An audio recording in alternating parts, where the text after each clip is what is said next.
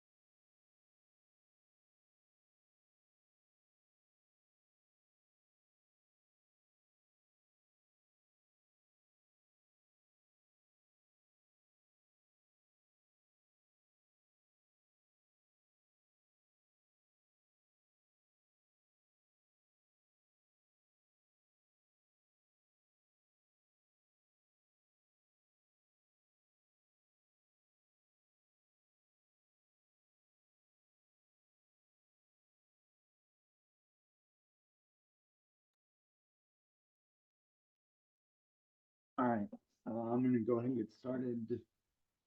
We'll, yeah, we're going to sort of get as far as we can with however much battery I have left. Um, and then I'll have some other stuff to upload. I guess the first things, a couple of things first. So I'm still working on grading project two and midterms. I greatly underestimated how long it was going to take to grade. There's about three times as many people in this class as there were last semester. So I kind of assumed it would take the same amount of time to grade, three times as many assignments and midterms, which is not very intelligent of me. So bear with me. I'm working on those. I'm going to get them out just as soon as I can. In the meantime, like I dropped in the Discord, what I want to uh, talk today is we're going into computer vision applications much more so than just kind of the theory we've been covering so far. So before we dive into that, I wanted to spend a little bit of time going over digital image formation and just sort of talking about, how a scene in the real world gets kind of viewed by a camera, essentially. And then what happens in that camera to create the image, because that sort of all lives in the purview of pre-processing. So when you first get your digital image and you decide you're going to do stuff with it, you are going to have to understand, at least to a certain extent, how that information is sort of accumulated by the camera. And so what are the kinds of things that can sort of happen between taking an image and then sending that image to a CV pipeline. So I'm going to, let's see, share this lecture window. So what I'm doing, get everything squared away here so I can see. So we're going to be talking about image formation. I borrowed these slides from Professor Kinsman, who teaches the other section, um, just because they're good slides, and I was trying to get stuff ready while also not having electricity. So the idea is we want to figure out how did the image actually get to the sensor inside of the camera, and sort of as such, what is the information that gets lost, and what is the kind of limitations of what just a camera can see versus a person, and then how those limitations sort of affect a machine differently than, say, a human. But essentially, what happens in reality is you have light from some sort of light source, or from Mr. Sun, like me, because I'm out of electricity, because I live in the woods. And so what's going to happen is the light shows up and it gets reflected off everything and it's bouncing around all happy. And then it goes through a camera's lens and lands on a two-dimensional sensor. So the way that sensor works is most digital cameras use what's called a charge coupled device, or a CCD. And what that just means is it's a flat 2D sensor that turns a voltage into a color, basically. And it works based on, kind of the principles of electromagnetism, where, light that is closer to UV has more energy, and so it will sort of deposit more electricity as a photon when it hits the CCD array. And stuff that's closer to the infrared is, less energetic, so it's going to create less electricity. So essentially, you have, a block that is a 2D sensor that's just an array of essentially voltage sensors. And each spot on the CCD array is roughly equivalent to a pixel in the image. So each pixel in a digital image is essentially being assigned its RGB values, or IR, if it's an IR camera, based off of the electricity of the incoming photon. So you have a lens, you have a shutter, and then you have the array. And essentially, you open the shutter in the camera, and while the shutter is open, the CCD array collects light that's being focused onto the array by the lens. So the difference between, an image and what we see with our eyes is, there's a finite size the array can be, which means there is a, finite size the image can be, because it only sees, a certain subset of photons. As people, right, we see every photon, right? We essentially have an infinitely large CCD array in the terms of we can kind of accept all of the light coming at once, right? It isn't discretized like it has to be for an array to then capture that energy. And the other thing is we don't really need to worry about shutter speed or how long we collect that light. We're essentially always doing it, and our only sort of functional sensors when we blink, right, So what a person can do is basically see all of the light all of the time. And so when you try and recreate that with a camera, you're forced into trying to capture some of the light some of the time. And so that, causes issues in terms of if we want to do CV, we have to understand that the computer is seeing it in a different way than we are.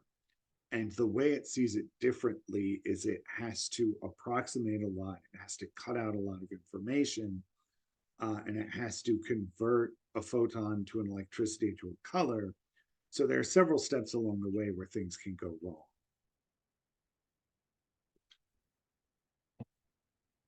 All right. And so this is kind of what I was just saying, light interacts with the world. Light hits the object, light gets reflected, light goes to eyeballs, light gets converted into colors, right?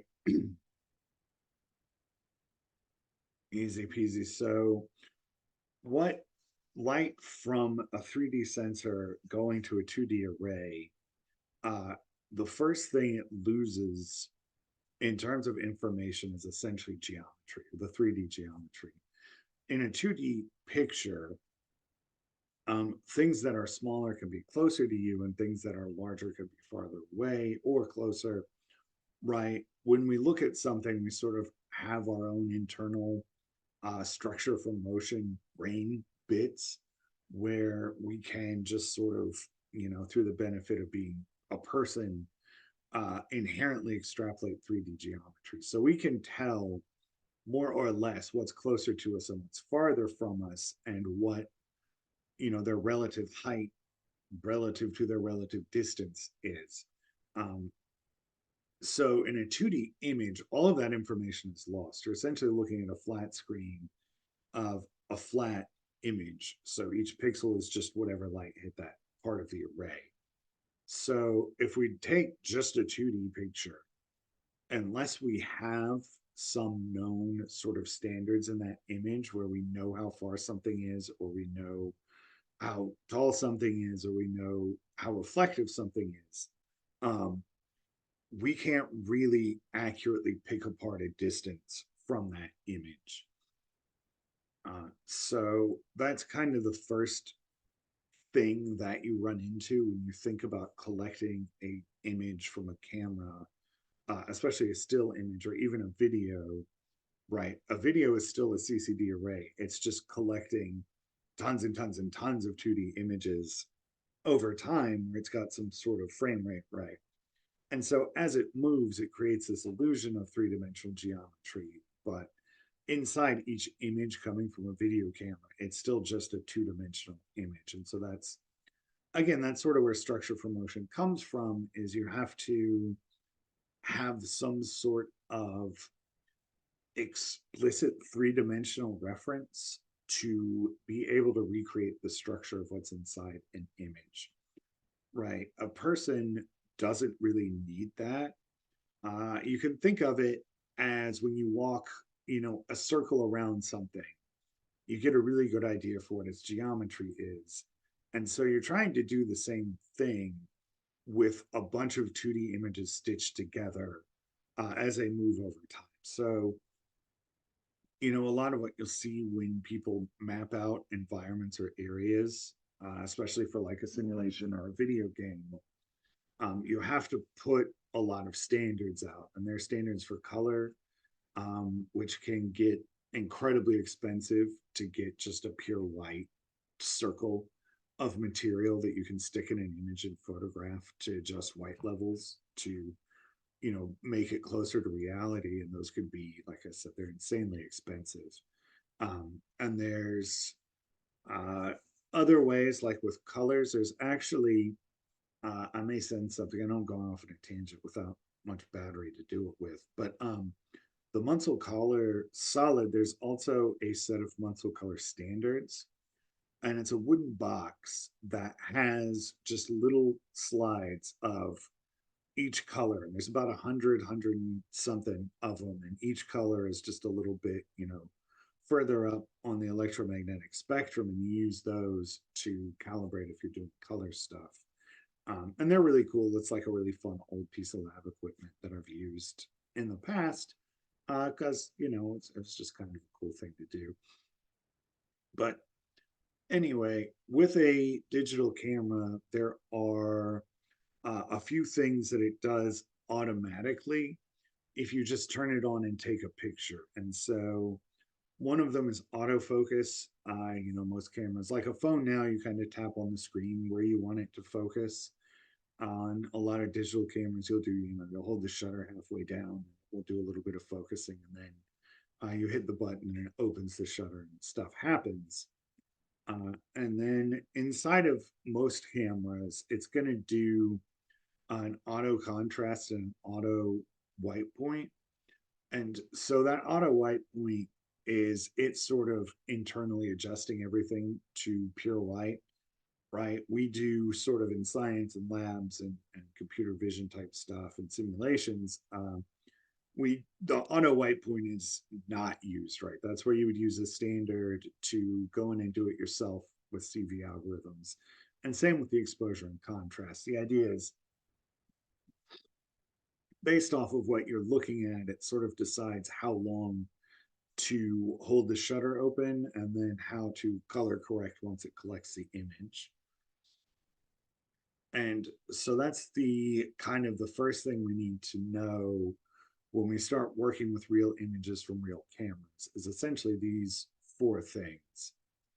Because when we get an image and we want to say do edge detection, right? And we know for edge detection, we're going to have to go to grayscale with the hue saturation space, usually HSI, and we look at the eye. When a camera does autofocusing or auto color correction, that's going to change how the eye appears, or really the full HSI. Essentially, what the automatic algorithm has done is kind of, monkey around with those pixels before it gives us to them to try and, automatically do sharpening and color correction and stuff. So most sort of CV, when you're doing this, like for real world things, like I said, you're going to turn all of those off. You don't really want a pre-filtered, pre-processed image, and you don't necessarily want the machine deciding what pure white is, uh, because deciding what pure white is a big part of CV, and it's a big part of what we do in a lot of the algorithms. So we want to do that on our own. And so usually what you'll work with are the raw files for images coming out of a camera, which contain a lot more information and a lot more sort of meta information and kind of no processing beyond the collected voltages and the corresponding colors. So auto exposure, there's some details on that or what it kind of means. The big thing I've been talking about is, that white correction is done off of what's called the white point. And in a automatic algorithm, it takes the white point as, whatever the brightest thing is. Then that kind of backs out how much white all of the pixels contain within the image. And so it'll automatically back calculate that based off of whatever the brightest pixel is in the image. And we kind of replace that step as scientists with putting the widest point in the image via a standard, and then adjusting the image around that. And you can kind of see what he's saying here is, the assumptions are pretty much, they're just about always wrong with these sort of automatic camera algorithms. And that's because unless we have set out to do CV specifically, it's going to do things to make it look good to people. And like we've talked about all semester, there's a lot of information you can change in a pixel and in an image that will make it look prettier while degrading the actual quality of information contained therein, right? Cameras are built, digital cameras, by and large, to be pretty to people, not to be easily processed by computers. And so that's kind of the point uh, this is meant to get across is um, things are done inside the camera that we need to be doing um, by ourselves, basically, because they are, you know, not nearly as smart as we are, and they don't have nearly as much processing power as we do, right? A digital camera isn't really going to have, you know, a Python API stacked on top of it to do things like white balancing. So you can see here kind of when it does an auto contrast, um, there's way more contrast in the world in colors, right? As humans, we can see all of the colors. You know, we don't have to sort of parse them into wavelengths. It's just a continuous spectrum. And so, you know, it's 10 to the 14th is kind of a number that's just there to sound cool. There's no way to really sort of accurately nail down what contrast a person can see, because again, it's essentially continuous. And when we're putting that continuous information into an image, then we only have, you know, our 256 values, our 0 to 255 for colors. So if we want things to be the same amount of different, if we want the same contrast, then there's stuff we have to do, right? Including having my cat walking. Thank you, Professor Gumball. All right. And then this is just a little bit more on, you know, you have your CCD array, it turns voltages into colors, and it has, you know, this certain amount of bits it can do it with. And so just we're going to lose a lot of information, right? And we want to either keep as much of that information as we can in the raw image and then recreate the image sort of while, you know, being cognizant and understanding all the different parts and pieces. And so you can just kind of see one example is you have kind of this dual colored light coming from the sky. And that happens as a result of auto contrast because it is, you know, trying to make everything look kind of away because you have this really big uniform field of grass, which is gonna, you know, confuse the white point quite a bit. And as it sort of struggles to sort through all of that, you kind of get this artifact of a darker sky above a lighter sky, because at some point it moves enough values in the blue space to kind of all get dumped to a different kind of blue. So 33% remaining. Okay. So this just kind of goes into some of the problems that can happen when doing imaging. And so, you know, one of them is that there's not enough pixels available. So like I was saying, you know, we kind of see infinity pixels. Um, and an image can see a finite number of pixels. And because of that, you know, he's kind of gotten here, don't wear a striped shirt on Zoom. But if you have ever worn a striped or patterned shirt on Zoom, you can see it gets incredibly fuzzy and looks almost like television static. And that's because it's trying to figure out, you know, when it is contrasting and focusing, you have all these, you know, rapidly changing big lines of color. And so it ends up, you know, not really being able to decide between the two, right? We've got our resolution is so much, and our, you know, shutter speed is so much that it can't really differentiate between those stripes because it doesn't have enough pixels available to it. So they all just kind of bleed together. And as you increase the resolution of the image, the less messy that's going to look, kind of the less noisy, because you're giving it more pixels in which to store and not try to blend a black section and white section. So let's see, what else did we kind of talk about in here? All right, so here's some stuff on formation with a camera other than, right, so we've talked about the CCD array and how it turns into a picture.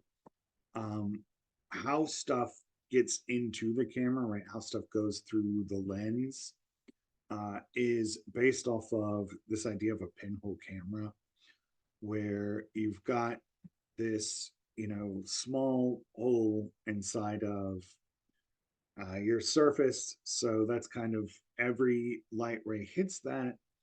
And we kind of know from electromagnetism, and wave theory, right? All of this light is going to hit that and then sort of spread back out to recreate what you were looking at.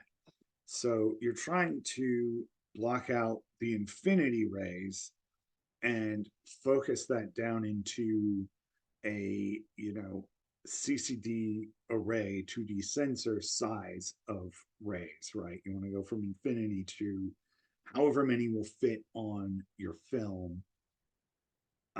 And the aperture, which you guys have probably heard a lot, but the idea is the aperture is separate from the shutter, where the aperture is how big of kind of the hole you are letting light through is. So if you have a bigger aperture, it's going to let a light more light through, but it's going to be much blurrier because as kind of your aperture opens, more rays can come in, and as it gets kind of large enough, it stops acting like a point source of light and kind of turns back into a larger sort of ray dump. You can think of it that gets spread across the film. He's labeled it film here, but it's more like the array.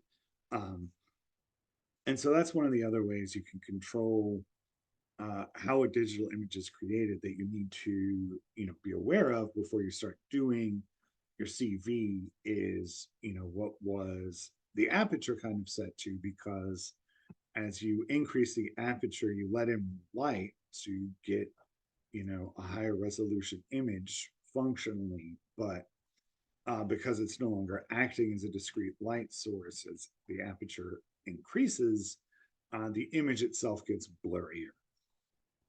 So we can, let more light in through the aperture to try and kind of get a bigger picture.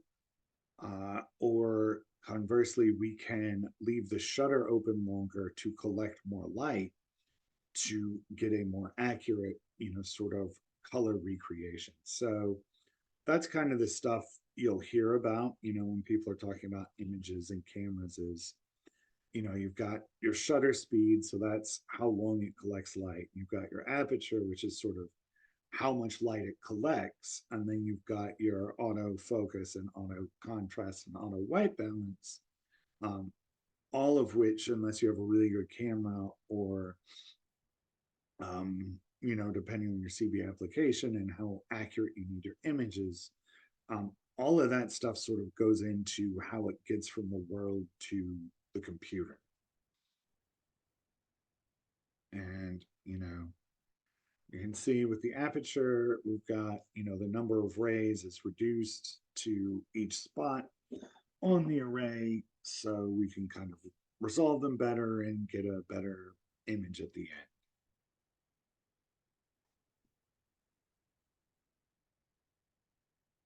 Yeah. How are we doing? Very long. All right, can go a little longer. Um, so you can see he's just kind of got this here, what I was just talking about. The aperture is the amount of light that hits the camera, and so sort of by increasing the amount of light that is hitting the camera, we are increasing the amount of world we need to focus on.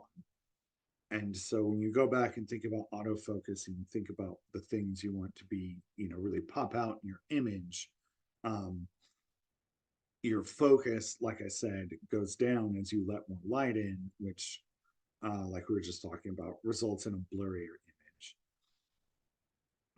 So you can make kind of some assumptions about this, where you say, the smaller the aperture is, the more of the world comes into focus. So it acts, like I said, kind of like a single light source. And so all the light hits it and it can spread out really far through, what we know about waves. It spreads out more as the size of the entrance, the size of the hole gets bigger. So, or as the size of the hole gets smaller, it causes more rays to kind of go out. But the other thing we kind of know from wave theory is that if it's a very, very, very small opening, then the waves will create kind of an interference pattern. And so he's got kind of the bigger the aperture, it collects more light, but the fewer things are in focus, and the depth of field goes down. All right. Well, I just went from like 30% to like 1%. So I'll talk a little bit more about some of this Thursday. I'm going to put this up here so everyone can look at it. The rest isn't quite as important to know for CV. He's just kind of got some cool optical properties in this, right? He talks about lenses, thin lenses. If you're interested in ray tracing from a physics perspective, like back when you used to draw actual lines on a sheet of paper. And so there's some more stuff here. The main thing, I think I did a good job getting through everything I wanted to get through, which was just how light goes from the world to the image sensor, and the things we can control while we collect that light through white balance, focus, contrast, color correction, and then aperture and shutter speed. So those are the big ones. There's a lot to go into with lenses and kind of flaws in lenses and distortion, where you've got distorted stuff around the edge, or you get kind of weird geometries, and there's a lot of stuff there. There's an entire optics class in physics, and people who do optics for a living. So we're not going to worry about kind of physically what happens to the rays. We just want to be aware of what happens to the rays after they're collected and how we affect kind of the amount and focal area of those rays. So like I said, the rest of this here is pretty cool. I'm going to upload it, check it out. I think it's pretty neat. If you want to learn a lot about lenses and stuff, if you feel like there's enough in your brain already, then I just want you to take away, like I said, those kind of 5 things overall with shutter speed, aperture, white balance, autofocus, and auto contrast. Yeah, I just wanted to kind of communicate those and let you know when we are working with real kind of CV applications for the second half of the semester. These are things we're going to have to be aware of and occasionally try to work around, or get to some of this information by looking at raw data. So I'm going to stop here so I can get this recorded and saved before my computer dies. But yeah, thanks for dialing in, everyone. Sorry it's a little short today. Sorry it's taken a little longer to grade than I hoped it would. But have a great weekend, and I will drop notes in the Discord as I get stuff done for y'all. So, all right, cool. Later. Thank you. Have a good one. All right, y'all too. Bye.